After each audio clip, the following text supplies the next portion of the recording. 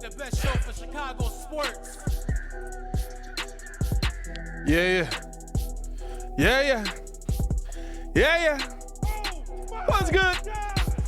We back. Bears lose. Bulls play. Let's go. Yeah. What is good, y'all? It is your boy, Pat the Designer, back at it again. Appreciate y'all for tuning in and rocking with us for another episode of the Windy City Breeze Sports Talk Daily. On today's episode, man, we're going to break down the question that we all know is coming after the unfortunate Darnell Mooney injury. Should the Bears shut down Justin Fields for the season? Also, going to talk about Sunday's loss and two things that we saw that absolutely came out of it. Then, got to get into a little Bulls topic to finish this thing out, man. Patrick Williams believes that he can be a superstar in this NBA. We're going to answer the question, how does he get there? All that and more in today's episode of the Windy City Breeze Sports Talk Daily. We do this every day from 11 to 12. It is Monday, November 28th. The Bears have 3 wins. The Bulls are trying to figure it out. We got a lot of questions here in Chicago. Let's talk about it.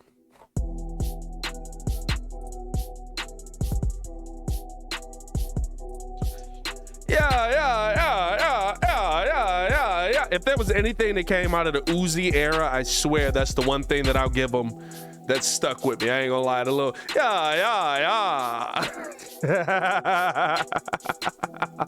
Hey, man.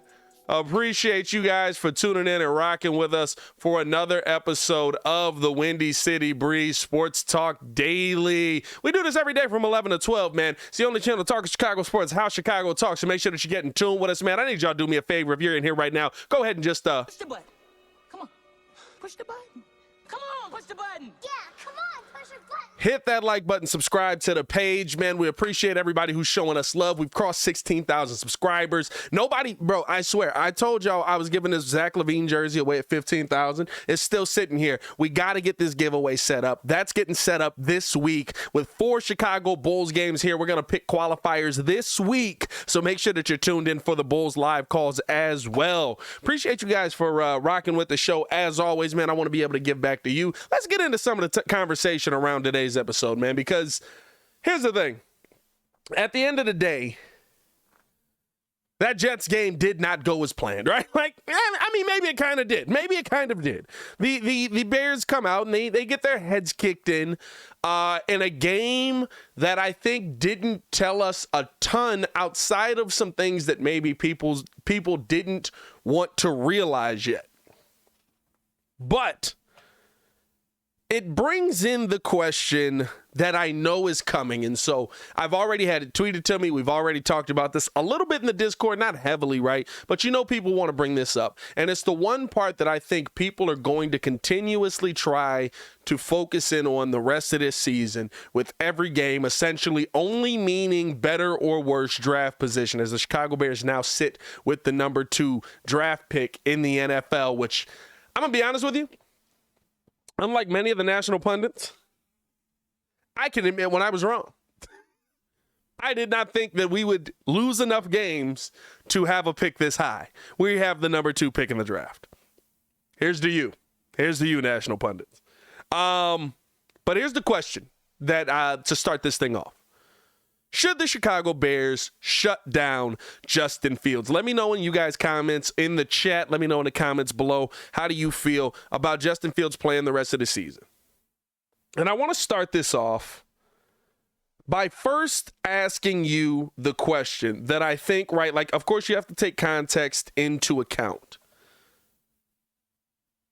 But with Mooney likely out for the rest of the season, with the injury to Eddie Jackson, right, with basically the Bears season going down and the remaining games, the Green Bay Packers, the Philadelphia Eagles, the Buffalo Bills. This is a tough next 3 games. By the way, there's a bye week in there. Then you got the Detroit Lions and the Minnesota Vikings.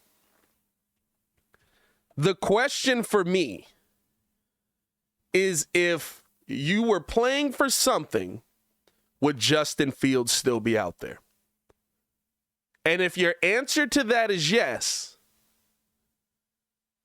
then Justin Fields should be out there if he can go. Now, this is a very big, right? Like, this is the caveat. Justin Fields was pushing to play in this game versus the Jets. Remember that. That is very important to bring up. Justin Fields wanted to play in this game versus the Jets. He wanted to be out there. Essentially, the coaching staff, we had heard earlier in the week, basically told him, it's up to you. If you feel like you can go, we'll put you out there. If you don't feel like you can go, we won't put you out there. Justin basically said, if I had, when I believe this was Monday or Tuesday when he broke this down, if I had to play now, I couldn't play, but we'll see by the end of the week. He wanted to play. Upper management said no. Right? Like there was a report before the game, I believe by Tom Pelissero, I think, somebody on Twitter, basically said that upper management might step in if they feel like Justin Fields couldn't play. And now, will we see upper management step in again and shut down Justin for the season? But my question is, right, the things that you practice, the things that you put in to your team right now will be things that will be a part of this team through the long run. Now, at the end of the day, if Justin Fields doesn't play versus the Eagles, doesn't play versus the Packers, doesn't play versus the Bills, what's it do? It improves us in the long run. We lose basically all of those games. Probably, maybe we find a way to beat the Packers. Maybe. But for the most part, right, we probably lose every single one of those games. You saw today that you're just not talented enough without Justin Fields out there to win football games versus teams that actually care. And by the way, Mike White might be him. Or at least versus us, he's him. He looked like a god versus us. But if Justin Fields can go, and again, I brought up management having to shut him down because he would have played if it were up to him. Which means you might see him in this Green Bay game. If he's healthy enough to play, you let him play. Because what you don't want to start instituting into your team, what you don't want to start putting into your team is that the bigger picture is not you, not the players on the field, not the players that have to come out and make plays. You're not the bigger picture. The bigger picture at the end of the day is what's the best draft capital that we can get? What's the best player that we can get next year to help you win next year? Because this year doesn't matter anymore. Right, and here's the thing. I understand both sides of this, right? This year doesn't matter anymore. You know what this year matters for? Draft capital. And you're going to need quite a bit of it. You're going to need high picks. You're going to need players that are going to be able to play. But there's a couple of things, even in this, that Justin Fields still could accomplish by the end of this season, right? He's still able to go out there and now, right, be forced to kind of have to go to some of those other targets that are on the field. Chase Claypool instantly moves up from your number 2 option to basically your best wide receiver on the roster. You're going to have to go to him at some point. We saw Byron Pringle get a little bit of love today from Trevor Siemian. Hopefully, maybe Justin can build a rapport with one of these other receivers. N'Keal Harry finds his way back into it, right? Like maybe he's able to build a rapport with one of these other receivers for something that will help you going into next season. You can only build that in-game level of what's the right word, right? That in-game level of it's not composure, in-game level of coming together, right? Like I can't think of the right word for it. Y'all, I'm sure everybody will have it in the chat because Pat's an idiot. That in-game level of being on the same page in games. You can't build that up in the offseason. You can't build that up in training camp. Not until you get in games are you able to build that up. And so that's something that Justin Fields can still work on for the rest of the season. Again, hear what I'm saying. I'm not telling you that the Chicago Bears should send him out there if he's not ready to play. I'm not telling you that the Chicago Bears should send him out there if he can't go out there and throw the football, if his mechanics are limited, if he's not moving well, if the shoulder's not healthy. I'm not telling you any of that. If he's not healthy enough to play, don't put him out there. It would be moronic to risk him. But I also will not be the person that gets up here and says that if Justin Fields is good to go, if Justin Fields is healthy enough to go, the best option is for you to continue losing while he's sitting on the sideline. It makes no sense. You put your best asset out there. It makes no sense for you to basically say, we know what you can do. We know what you might do. We don't want you to do that. Every single game this season is an opportunity for Justin Fields to figure out what the heck's going on out there. And Justin Fields has shown you in just about every single game for most of the second half of this season that, hey, I can go out here and I can make plays. I can go out here and I can get the job done. Is he going to have to be a heck of a lot more careful? Yes, he is. Is he going to have to be a lot more careful with not taking those shots? Yes, he is. All of those things may be true. But for me, at the end of the day, the biggest thing that the Chicago Bears have to focus in on this season is the continued development of him, and you don't want to stop that. You don't want to all of a sudden look up and you've got what? I mean, people are talking about shutting Justin Fields down. There's 5 games left.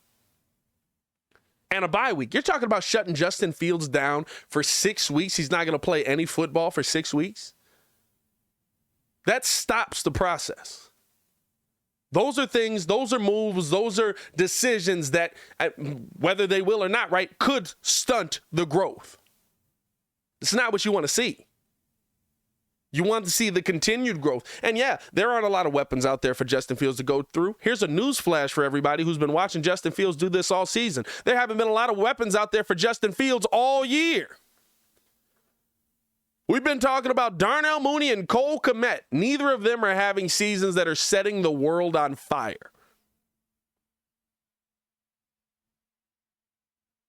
Right? And so for me, at the end of the day, the thing that you have to continue to focus in on is how is he going to develop in these adverse conditions? How is he going to play in these adverse conditions? How can we play call for him? You still want to, right? You still want to have the growth of Luke Getsy that comes into play in this. You still want to, right? Like Luke Getsy game planning for Trevor Siemian today. Of course, it's not going to work as well. It's Trevor Siemian. You have a subpar offensive line. You have a team that offensively isn't very good without Justin Fields on the field. Of course, it's not going to work. It's Trevor Siemian. I want to continue seeing the growth of my play caller. I want to continue seeing the growth of my head coach in situations where he can grow. Now, on the defensive side, that's a whole different situation. Alan Williams, what's going on there, brother? No pressure, no nothing going on there. It looks bad. It looks bad is what I'm saying.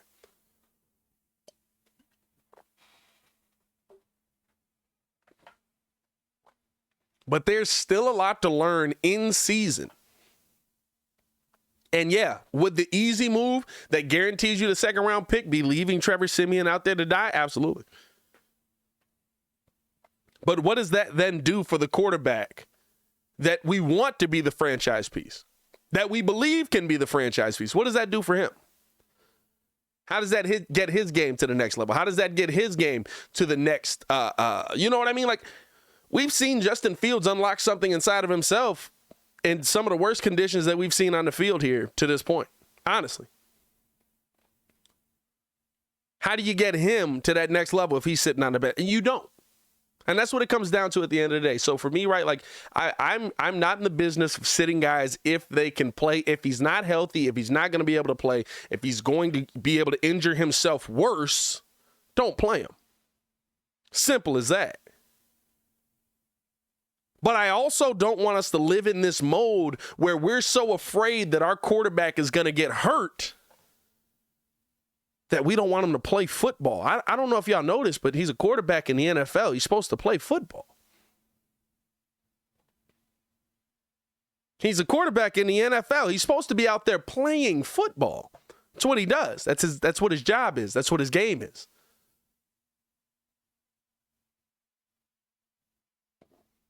And so if he's out there to play football, and he can play football, let's let him play football. Appreciate y'all for tuning in and rocking with us, man. Hit that like button, subscribe to the page. We're going to keep this thing moving right along, but I do want to see you guys support on this video, man. So I need y'all to do me a favor and push the button. Come on. Push the button. Come on, push the button. Yeah, come on, push your button. hit that like button, man. Subscribe to the page. We do talk Chicago sports daily over here live on YouTube. And also, You can check us out on the podcast side as well. Just search the Windy City Breeze on any podcast platform. You should see the channel come up right away. You'll see the TWCB. We do this Monday through Friday, man, so make sure that you guys stay up to date with us. We've also got the Chicago Bulls post-game shows that will be being posted over there as well, so tune in with us on that as well. Marcus Couch and P-Kid doing a great job there breaking down the Bulls games after we finish doing the Chicago Bulls live call. They've done a great job on their first 2 episodes, man, and they're going to keep that thing going all the way. Phone lines are also going to be open over there as well, so tune in and show love on that. To me, when I looked at this game after, like watching it, taking a nap to like reset my brain, rewatching the game, still needing another nap to reset my brain, but then coming down here to do the show for you guys. There were 2 things that were apparent to me in this game. The first thing that was very apparent to me, and I feel like it ties in so well with the Justin Fields conversation that we were just having, it showed me just how good Justin Fields has actually been. By taking Justin Fields away from the equation, you saw how bad this football team actually is. And not to say that the Chicago Bears were winning games left and right before this, right? We lost to the Falcons. We lost to the Lions. We lost to the Dolphins. We lost to the Cowboys. Lost to the Commanders. Lost to the Vikings, right? Like, we weren't out here dominating the NFL. But Bears fans left every single one of those games, maybe outside of the Commanders, feeling like, hey, not only do we have the quarterback of our future, this offense looks like it's turned things around. This offense looks like an offense that has figured things out. Luke Getsy looks like a heck of a play caller. It looks like the Chicago Bears have figured out what a quarterback looks like and how that's going to play out on the field. And then you take one piece away. Not to say that the quarterback isn't the most important position on that offense, right? He is. He's the piece that makes everything go. He's the piece that makes that allows you to figure out those key moments, right? He's the game-changing piece. But at the end of the day, 10 points was not what I expected from the Chicago Bears offense. And it tells you just how good Justin Fields is. Being able to make plays with his legs, being able to make plays with his arms, being able to kind of mix that in. I know there's a lot of people that are like, I want to see him throw for more than 200 yards. All right, but also he's extending plays. He's making that offensive line look a heck of a lot better. I saw people as we were getting towards halftime, right, tweeting out, I think it was Clay Harbor, I should say, who we had on the show here, who, listen, love the guy, love hearing him talk, love his Bears takes and different things like that. He was like, so where's all this offensive line? This offensive line can't protect, and we were like maybe 3-4 minutes to go at the half.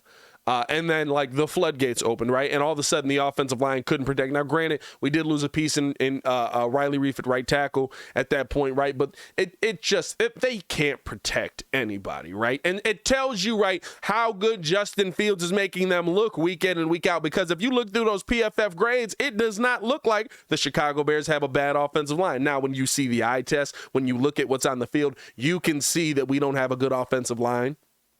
But this Chicago Bears offensive line, right? Like, Justin Fields makes this team look better, makes this offense look better, makes you feel better about what this team can be. And when you removed him from the equation, you saw just how bad this team really is. And it takes me to the second thing that we really learned from this Chicago Bears team. We just don't have talent. We don't.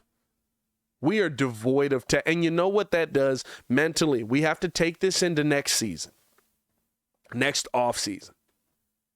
When we go into, and don't just look at the offense, when we go into next offseason, the Bears have so many holes offensively.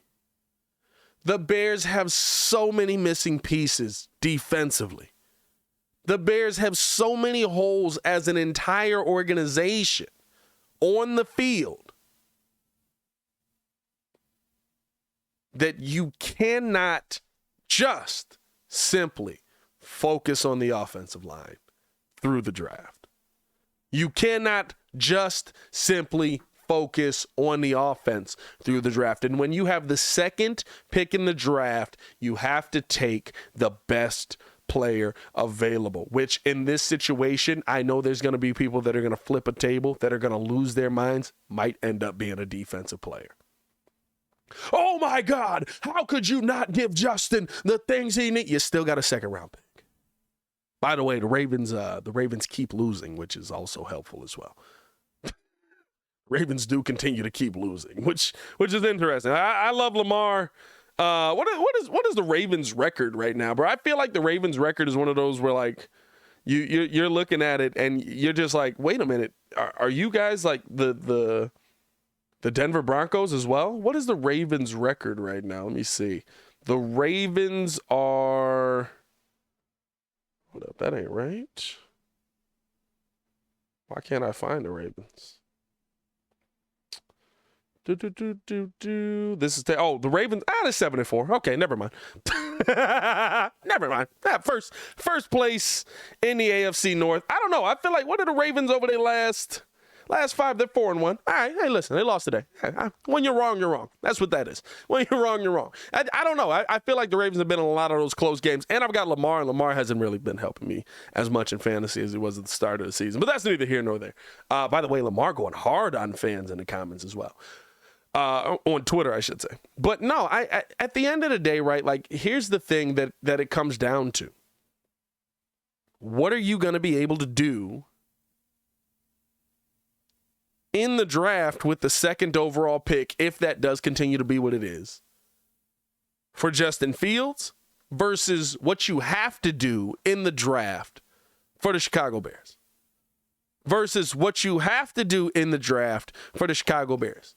And I know we want to give Justin these big weapons. We want to give him these big names. And if there's a receiver that does show that he is the second pick in the draft worthy, 100% you go get him. If there's an offensive lineman that shows that he is second pick in the draft worthy, then 110% you go get him. But when you have the second pick in the NFL draft, unless you're going to trade back to get into a position where you go get those pieces that Justin needs and you acquire more picks, which could be the case because of how many holes that we have on this team, you have to take the best player available. You have to take the best player available. And it's more than just O-line that this team needs. It is. You need a defensive line. I've got some questions about where I felt confident with the DB room, right, with Jalen Johnson. I've got some question marks. Jalen Johnson got his first pass breakup in 4 weeks this game versus the Jets. He got his first pass breakup in 4 weeks versus the Jets. That's not a number one DB. Now, right, no defensive line also hurts him in that situation. Not having guys that can go out there and put pressure on the quarterback does make Jalen Johnson look worse, 110%. But I'm just saying I've got some question marks here on where we're at this DB position when your number one DB got his first pass breakup in 4 weeks.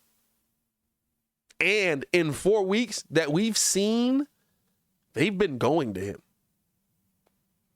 They've been going his way more than we've seen probably in his entire career. They've been attacking his side of the football, right? And so for me, it's one of those things that I understand what we need or what we want the Chicago Bears to do. We finally want the Bears to say, hey, go attack the offensive side of the football. Figure this offense out. I told y'all, I don't believe that there's any reason to focus wholeheartedly on defense because I know the Bears can go out there and find defense. Guess what? I wasn't worried about the Bears going out there and finding a linebacker. You know why? We find them. We find millions of them. They're everywhere. And Bears were at the Georgia game this weekend. We know that they can do that, right? I wasn't worried about the Bears going out there and finding a defensive end because we find them. We'll go out there and we'll find a transcendent defensive end that'll be able to play for 10 years. But here's the thing. When you're drafting that high, and again, unless you plan on trading back to acquire more picks, which I'm kind of in favor of the Bears doing, right? You're not going to get as good of a player, but you get a player that's more towards the range that you want. You probably still get a first-round pick back. Anyway, maybe you get future first-round picks back because you need so many things to go. Maybe you get a high second-round pick back as well because more than likely some trash team that's going to look to go get a quarterback is going to see the second pick in the draft and say, I can go get a quarterback at that position, and you can fleece that team. There's a lot of things that the Bears can do in this situation to me heading into next season. But this game versus the Jets, when you remove Justin Fields from it, doesn't it just open your eyes? It opened my eyes. Like, I'm going to be honest with you. I was like, man, there's a lot. I feel like this offensive line has pieces on it that are better than we thought. And not to say they've been good, like they haven't been good collectively, but it looked like, oh, no, like this guy can play a little bit more, right? Like I was like, oh, like Tevin Jenkins, he's going to be a dog over there. He's got it. Braxton Jones is really showing that he's figured this thing out. He's going to be nice. Then you remove Justin Fields being able to move around and spin off, and people can't catch up to him, and they're slipping off of him, and they're going the wrong direction. All of that, you remove all of that, right? And you're like, ooh, y'all are not what I was hoping for, right? At least on the offensive side of the ball. You see on the defensive side of the ball, right, like when you don't have a quarterback that's eating up just minutes after minutes after minutes on driving the football down the field, and there's still nobody that can get to the quarterback, but now you're tired and there's absolutely nobody that can get to the quarterback, how bad your defense is. It's crazy to see how much this team needs, and we knew that we needed it, but I feel like, right, when you have a game-changing player, which Justin Fields has been week in and week out, I mean, you've scored essentially 24-plus points the last 5 weeks. A couple of those weeks you were able to score above 30, right? Like, I mean, like, the Bears had their best offensive stretch probably of my life. Probably of my life, honestly. Right? Like, 33-14, 49-29, 35-32, 31-30, 27-24, and then you lose today 31-10. That's probably the best offensive stretch I've ever seen the Chicago Bears have.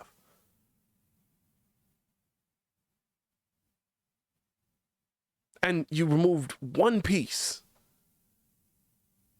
and you realize that he's the reason for that offensive stretch. He's the reason that your team's able to do more. He's the reason that you're able to get better looks on the field. Like, it's mind-blowing to say, but it just is what it is. It just is what it is. You need so much on this team.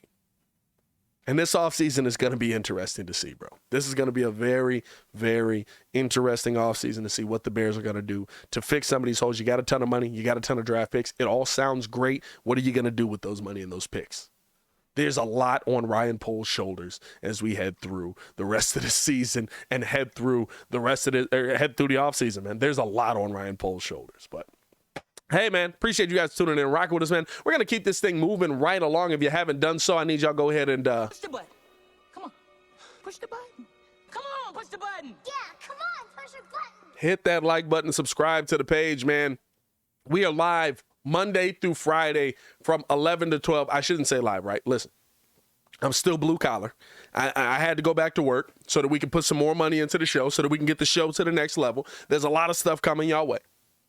But that means that I have to pre-record these shows. So this show will air from 11 to 12 every day, very much like First Take does in a lot of those shows.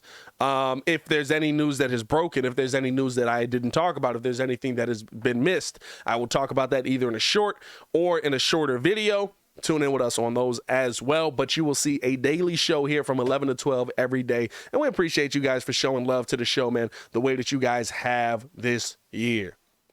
Let's keep this thing moving right along. As we get into... Let's switch gears a little bit here. Let's go to the NBA side of things. Because we got an interesting conversation around one Patrick Williams as we head into this game versus the Utah Jazz tonight, P. Will was talking with Casey Johnson about kind of how he's grown as a player. And listen, for those of you who want to come in here and say that he hasn't grown, for those of you who want to come in here and say that he's the same dude as last year, you're not watching, you're not paying attention. Even if you look at the stats right now and you're saying he's only getting 11-something points a game, you have to look at the jump that P. Will has taken from 1 month to the next. I don't know if it's the jump that he's talking about just yet, but you have to look at how he's improved his game consistently. He went from shooting 35% in October on 2.4 attempts a game to shooting 50% in November on 3.3 attempts a game, knocking down the three ball at a much better clip, scoring more. He's got his scoring up to 11.3 points per game.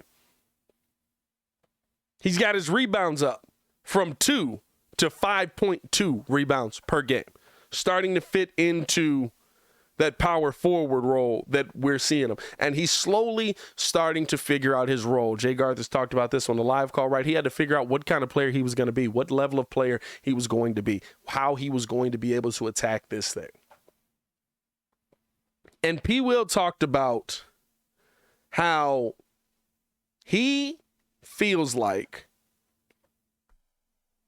he could have been a really good player in this NBA, but now his mindset is that he could be a star to superstar level player in this league. And that's how he's going to approach every game. And there's a couple things in there, right? Like, I think for me, right, let's see you get to superstar level. Again, for me, superstar a little bit different than for most people.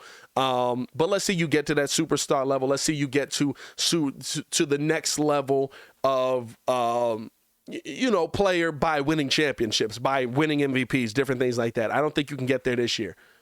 But let's just talk about the star level. P. Will reaching star level this season. And I've always said this about P. Will. And to me, there's two things that you can break down when it comes to P. Will.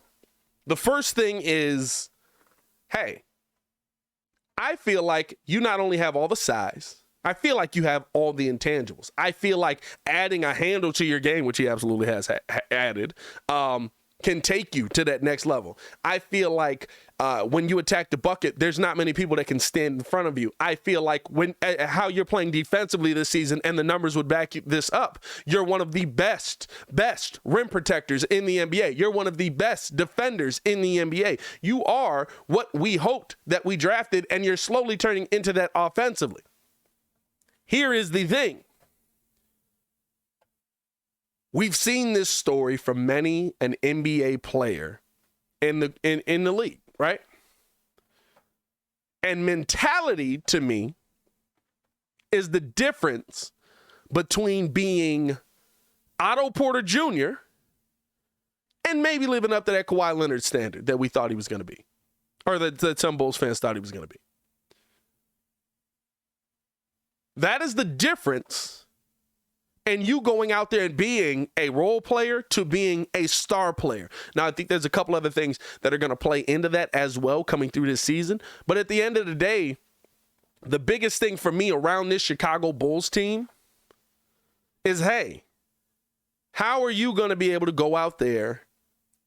Or I'm sorry, around Patrick Williams is, hey, how are you going to be able to go out there on a night in and night out basis and contribute to this team? Be the focal point of an offensive run. Be the focal point of the defensive run. And he's done that this season defensively for the most part, right? Slowly starting to work himself into that offensively. But defensively, right, I think we can see him absolutely mentally taking that step, taking on that challenge. He's picking guys up. He's not switching. He's saying, no, this is my guy. I got him. You get out of my way. Hey, Giannis, you want to run down here? Meet me at the rim. Boom. Right? Did a great job. Even though Giannis scored a lot of points, the Bulls did a great job against Giannis as a whole. Patrick Williams did a great job against Giannis. You're not going to stop Giannis from putting up 30-plus points. You're just not. But when you can force Giannis to have 8 turnovers that absolutely contribute to the reason why the Bulls come out on the winning end of that game, because they're able to go down on the other end and score off of those turnovers, right? Now you're talking about, okay, that's a way that we can get ourselves into this game, that we can insert ourselves into this game. There's going to be steps for him going to becoming a 20-plus point player again. There just is, right? Like, that's probably not going to happen through the rest of the season. I didn't expect it to. What I was hoping for from P. Will, I believe my preseason prediction for P. Will was you give me 15-plus points per game. I would like you above 15, but if you give me 15-plus points per game and you're one of the best defenders in this NBA, you're showing me that you're taking a step. You're showing me that you're getting to that next level. You're showing me that you realize last season was a fluke, that you're trying to get to that, okay, listen, I can come out here and not only do this defensively and be what we need defensively, but also figure out how I can make it happen offensively for this team. And I like seeing that, here's the thing. At a minimum, I like hearing the mindset. I like hearing that he believes that he can get to this next level. I like hearing that he believes he can be this next level player, that he can be a star in this NBA, that he can be a superstar in this NBA. Reach for the stars, my boy. I love hearing this. But the proof is in the pudding. And I'm going to tell you what, right now, there's not a ton of history for me to go on outside of the last, 10 games? Because outside of those 10 games, right, and here's the one thing that I'll say. Outside of those 10 games, one, you were coming off, you ended up getting like 15 minutes a game in some of those games. Billy Donovan absolutely started going away from you. Billy Donovan started not utilizing you at all in some of these games. You basically were just starting because we needed somebody 6'9" to start the game, and then we didn't see you again. But at the end of the day, the biggest thing that this Chicago Bulls team can do for Patrick Williams' confidence is slowly give him the role back that he once had. And we've seen them do that more and more every game.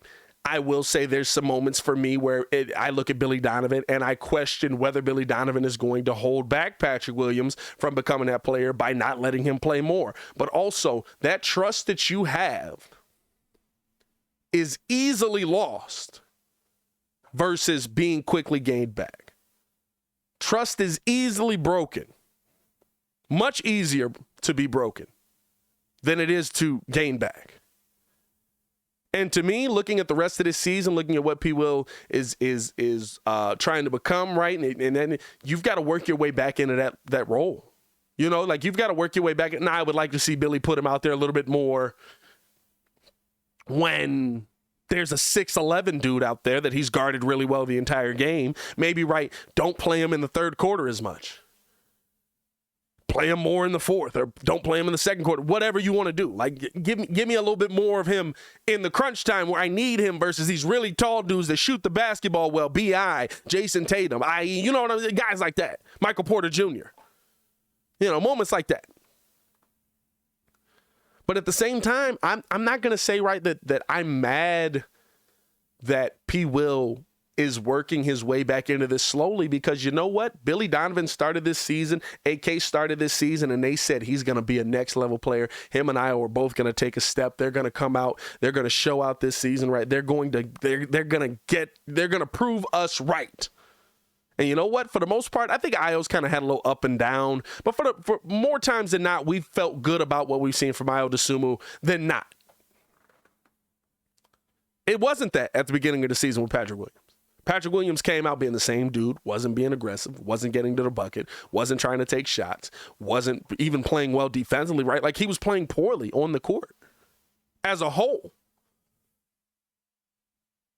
And from one month to the next, taking those minutes away, slowly working him back into the offense, slowly getting him back, you've seen the growth of him. And listen, there's a bunch of metrics that'll tell you absolutely what you want to hear about Patrick Williams. Defensively, how he's in the 70th percentile in rim protection, how he's one of the best rim protectors in this NBA, how players take less shots going up against him at the bucket, right? If you want to hear all the breakdown, Hayes had all the offensive stats over on Locked On Bulls. Make sure to check that out as well. well, right? But just like how many stats there are that say not only defensively, but also offensively, the growth of Paypayl from 1 month to the next took him from being like one of the mid-level players in the NBA to one of the best defenders, one of the best finishers around the rim, one of the better three-point shooters in the league, right? Like all of those things are things that you have to look at. And so if we're talking about, right, what he has to do to take that step to become a star, what he has to do to take that step to be that star level player that we think he can be, it's up here. You see it. You see it. And if you don't see it, it's because you don't want to see it. You want to hate on him, whatever it is. But for those of us that are watching what he's actually doing on the court every game, the people that are in every live game, the people that are in every chat, stuff like that. By the way, we'll be live for the Chicago Bulls game tonight versus Utah Jazz, so tune in with us on that as well. Right? The people that are engaged in all of that, you see it. You can see that he's growing. But guess what? I saw that with Otto Porter Jr. standing next to John Wall and Bradley Beal. He was that missing piece. He was that missing link. I saw it. Otto Porter could play. Otto Porter should have been so much more. He had every intangible. He could shoot the three ball. He could shoot the mid-range. He could play defense. Back to the basket game was crazy. He could do everything. But it's up here. The words sound good on paper. I want to be a superstar. I want to be that sounds good on paper. How are you going to implement that? How are you going to get that to play out, right? And I think that's the part with this Bulls team as a whole that we've questioned quite a bit this season, right? That's the part with this team as a whole that we've looked at and we've been like, it sounds good. But y'all haven't actually implemented the things that you've said you want to implement. It sounds great. Let's do it.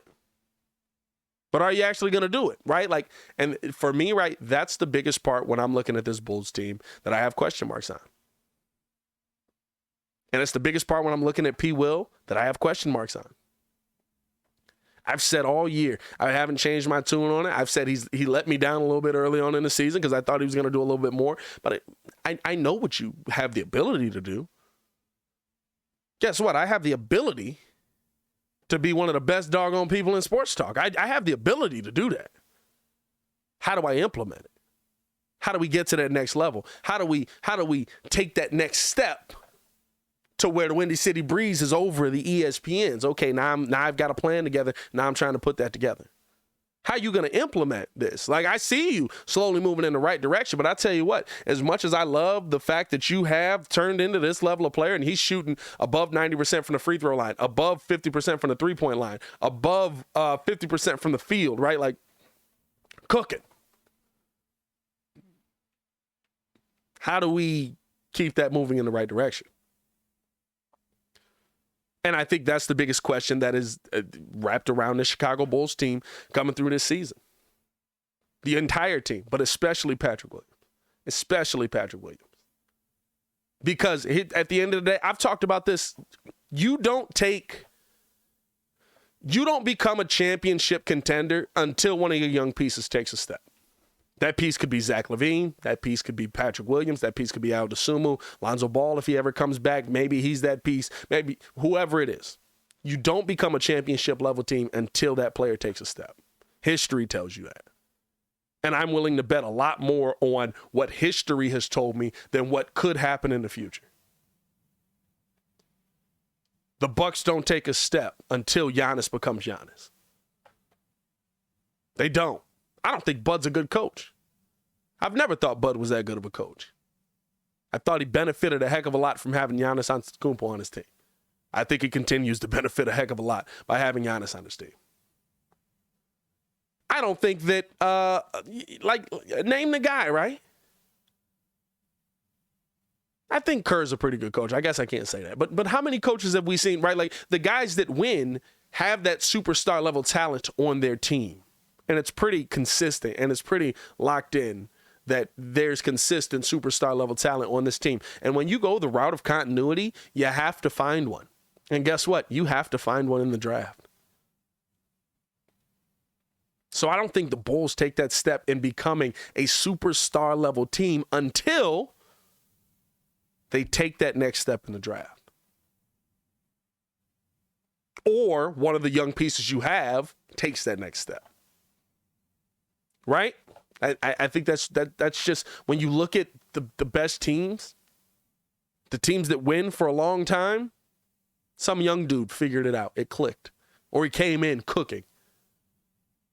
And when he got to that star level player, you were like, oh my God. Oh my God. Like, look at this guy. Now they're there. Why do we get a Blazers a chance every year? Like, we look at the Blazers team and we're like, yeah, the Blazers right now, right? Like Jeremy Grant, Anthony Simons, they're nice. We like it. Okay. But if Dame Lillard's on that team, we're like, oh, you got a shot. Because we think he's that level of player.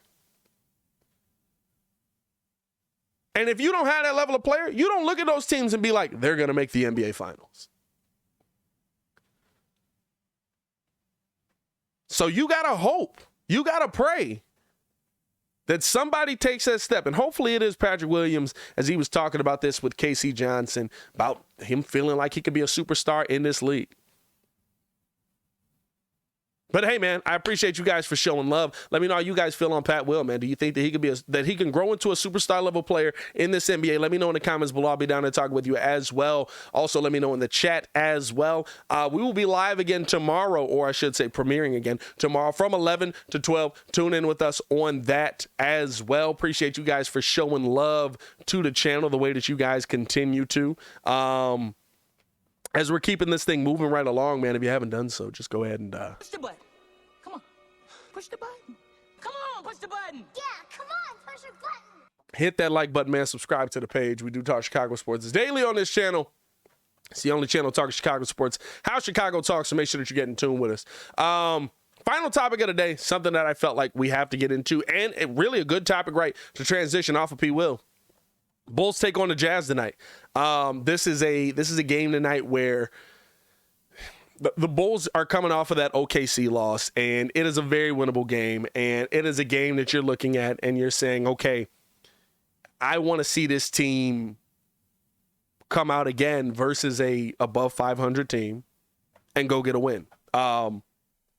The Utah Jazz have been a team that's been interesting, especially with former Chicago Bull Lauri Markkanen over on the team.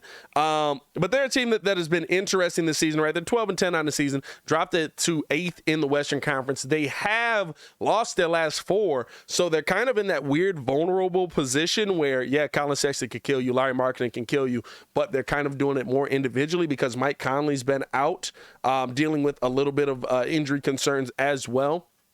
How are you going to come out and break this team's spirit? That's the biggest thing that I'm looking for going up against this Jazz team tonight. Bulls come in 8-11 after the loss to OKC. Jazz are 6-2 at home. There's a lot of things, right, that you look at and you say the Bulls probably lose this game.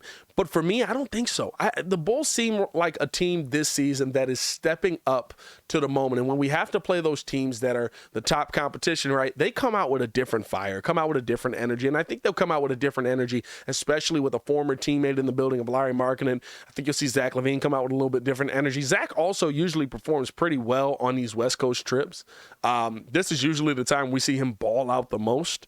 But to me, right, like I'm looking at this game and I'm saying, are the Bulls finally going to go with their strengths? And there was an interesting stat that Kevin Anderson dropped from NBC Sports over on Twitter. And I thought that it was such a, just so indicative of what this Bulls team has been this season, right? Honestly. When the Chicago Bulls, in a very small sample size, allow Nikola Vucevic to shoot 3 or fewer three-pointers, the Bulls are 4-3. When the Bulls let Vooch shoot more than 4 threes, the Bulls are 4-8. And here's the thing that you have to keep in mind coming into this game. You got Lauri Markkanen, of course. You got a young guy in Walker Kessler who's showing you off of the bench. He looks like he's going to be a really nice player, somebody me and Hayes both wanted to see on this Bulls team. I said he reminded me a lot of Jaren Jackson Jr., so it was kind of funny seeing him like get drafted by... who was he on? He was on the Timberwolves, I think he was, but I think it was slated to go to Memphis. And then he got moved around. Something happened with that. I think it was a part of that Timberwolves trade. But when you look at a guy when you look at what this Utah team can do down low and how they've been able to rebound the basketball and how the Bulls haven't, right? The biggest question is, why can't we rebound more when we've got Nikola Vucevic on our team? And the answer is simple. You got him outside shooting three-pointers. And so when Zach shoots one, he's in the corner. He's not running to the paint. He's slow. He's got to get back down the court to get back defensively after Zach puts a ball up. So if I don't have that guy down there rebounding, we don't get second chance opportunities. You don't get third chance opportunities. But if I've got Vooch down there going to work, especially on guys like Larry Markkinen, who he should be able to move out of the way with ease. Larry's the only one that's going to be big enough to defend him over there. Kessler's coming off the bench. So he should be able to work him out with ease. Are we going to put Vooch in the paint? Are we going to look at the fact that this Bulls team is just better when Vooch is in the paint? For some reason, the Chicago Bulls love having him out there shooting threes. And Vooch said at the beginning of the season, he's shooting a three ball better this season as well, right? He's knocking down the tray ball. But the thing is, when you use it as an asset to accentuate what he does great, he's greater. When you take away what he does great, he's not as good. He's just a three-point shooting big man. And Vooch isn't a three-point shooting big man. He's a big man that can shoot. And so for me, right, like the Bulls have to figure out like just utilizing Vooch in the paint. Not to say he's got to stay in the paint. I'm not saying he can't shoot threes at all. He's knocking them down very well. He's playing off them, but we got to figure out some kind of action, some kind of movement that, yeah, it pops Vooch out to take that three. But if he don't take that three, we rotate him back into the paint, or we get him on a high pick and roll, something like that. Excuse me again. Oof. Where you're not leaving your big man to have to make a decision on, should I run into the paint and grab this rebound and not get back defensively, or should I just run back on defense and get myself set up down there? Because if this shot don't go in, they're going to leak out and they're going to be gone, right? Like I feel like this season has been so, and I talked about this over on Locked On Bulls. This season, to me, the Bulls have been such a mirror of Billy Donovan. They've been such a mirror of how he's coaching this season. Not to say he's coaching bad. I don't think the Bulls are playing bad, but it's just very mid. Right? Very mid, right? Like right here. And there's been games where he's absolutely outcoached the other team, and there's been games where he has not. And to me, right, it's the situational moments. It's putting guys out there. It's the situational rotations that have worked for him in the past, rotations that have worked for him this season that we've looked at and be like, I love that rotational setup. But he sticks with that rotation, and that rotation does not do the same thing every single night, and he doesn't adjust off of that. And guess what? Neither does that rotation. I feel like we see this Bulls team mirror Billy Donovan so much this season, and where they get to a point where things get uncomfortable. You get into territory where you're not comfortable with what you're doing, so you go back to what you did that makes you comfortable, right? And Billy Donovan does that as well. Billy Donovan goes to lineups that make him comfortable, that make him feel good. We can't do that tonight versus Utah Jazz. And if we do, right, like we'll be talking about this over on the post-game show. You'll hear Marcus Couch and Pete Kidd breaking this down as a loss. But this is a game where, and the Bulls have, for the most part, come to play in these big moments. The Bulls, for the most part, have come to play in these big games. They have, right? Like versus the top teams, Bucks, Celtics, all season, we've been dominant, right? Like, or at least competitive against those teams, right? Like most of those top teams, outside of like that Cleveland game, we've been pretty competitive versus those teams. The Bulls are, I believe, they're 2-6 versus sub 500 teams. I believe they're 2-6 versus sub 500 teams. So you got a couple of teams there where you're just, I don't know, right? Like that's kind of what it comes down to. And at the end of the day, right, I would rather you beat the top teams and maybe you have some struggles versus the sub 500 teams, because more than likely, if you get into the playoffs, you're going to be playing the top teams. But beating those sub 500 teams is good ways to help you get into playoff contention a little bit more. I'm just saying, things that help. This is the big start. You started off the road trip a little bit poorly, losing that first game to OKC. Now you head out to Utah here, and you've got a game where versus a Utah Jazz team that's down a little bit, right? They're missing a few players. Rudy Gay is going to be out. Mike Conley's out. Leandro Balmero's still out due to concussion. They're missing some players, right? But they're still a team that can win games. They're still a team that can beat you, and they're still a team that can exploit your weaknesses and is more willing to exploit your weaknesses than you have been this season. So for me, right, I think the big thing the Bulls have to do, you got to figure out how to consistently exploit the advantages that you have. And versus this team, the advantage that you have is Nikola Vucevic and Andre Drummond in that pairing. That's the advantage that you have. Zach LaVine, at some point, Zach's going to knock down shots. I'm not worried about Zach. I know the kind of player that he is, right? Like, he's slowly starting to work his way back into that. He's taking some shots that shoot you out the game as well, but he'll absolutely shoot you into a game as well. I think he's starting with a little bit more of a shooting slump. I think people aren't looking at the other things that LaVine does because we're so focused on his scoring, but Zach LaVine in these last few games has done a really good job getting everybody involved, playing better defensively, doing some good things for you. DeMar DeRozan's been atrocious defensively, by the way. It's been one of the worst seasons I've ever seen for him defensively. I mean, he looks bad. But at the end of the day, the big thing with this team is how are you going to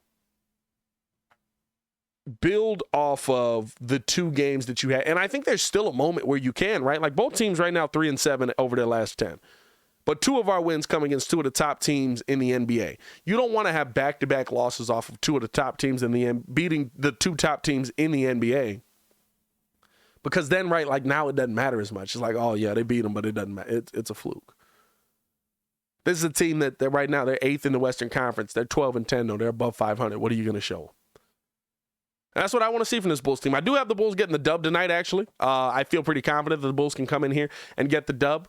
I don't think that it's going to be a blowout by any means, but, you know, hopefully we can finally get one. We haven't had a blowout for us yet.